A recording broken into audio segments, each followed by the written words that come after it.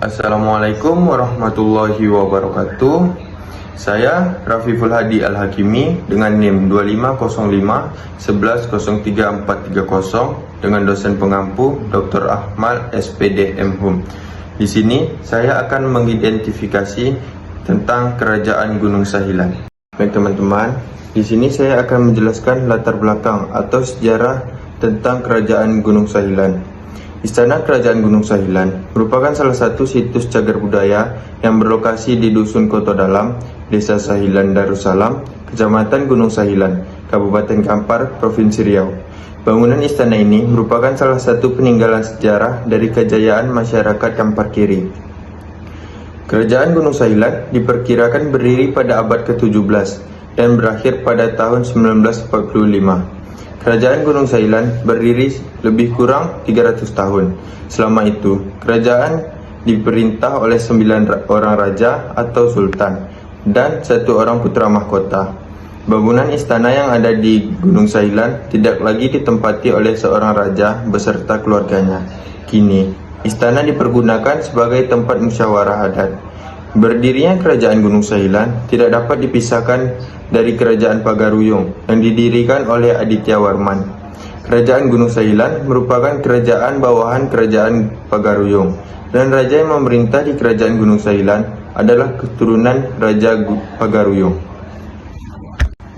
Kerajaan Gunung Sahilan berdiri sendiri sebagai kerajaan berdaulat setelah runtuhnya Kerajaan Pagaruyung pada awal abad ke-18 Masehi akibat Perang Padri. Sistem adat istiadat Kerajaan Gunung Sahilan adalah sistem adat Kerajaan Pagaruyung yang sudah dipengaruhi oleh ajaran Islam. Secara historis, Kerajaan Gunung Sahilan mengakui kekuasaan Kerajaan Hindia Belanda pada tahun 1905 dan Kerajaan Gunung Sahilan berakhir setelah bergabung dengan NKRI. Baik teman-teman, di sini saya sudah menampilkan beberapa benda peninggalan sejarahnya. Seperti gambar yang di atas ini ada belati peninggalan rajanya, dan gambar yang di atas ini ada keris peninggalan rajanya, dan yang di bawah ini ada belati peninggalan dari panglimanya, yang kemudian di bawah ini ada pedang peninggalan rajanya. Kemudian juga ada gambar di atas ini adalah meriam yang masih asli dari zaman kerajaan. Dan gambar yang di atas ini juga ada stempel yang dahulunya digunakan untuk mengirim surat oleh Kerajaan Gunung Sahilan. Kemudian yang di bawah ini ada relief yang bertuliskan tulisan Arab, yang mana ini adalah salah satu benda sejarah yang masih utuh, yang masih asli. Dan juga kemudian di sini ada gong peninggalan kerajaan yang ini masih digunakan sampai saat sekarang untuk ketika ada acara adat, yang mana salah satunya tidak dipergunakan karena dari cerita juru kuncinya, salah satu gong ini berbunyi di saat tengah malam, tidak ada yang menokok, jadi ditutup dengan kain putih.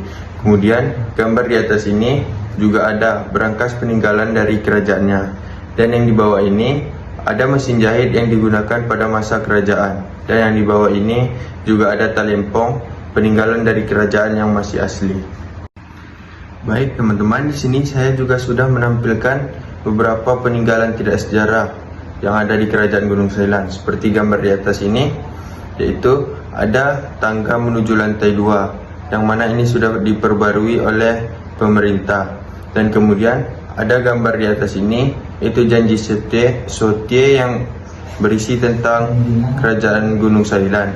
Kemudian ada gambar di bawah ini, yaitu penopang atap, yang mana yang kayu berwarna coklat adalah tambahan, karena kayu yang aslinya seperti kayu yang di atas yang berwarna hitam atau coklat tua itu adalah yang aslinya.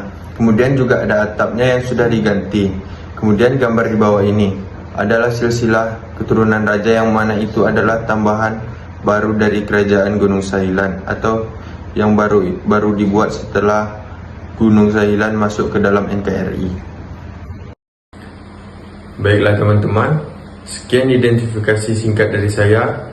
Mohon maaf jika ada kesalahan atau kekeliruan. Saya pamit undur diri. Wabillahi taufiq wal hidayah. Wassalamualaikum warahmatullahi wabarakatuh.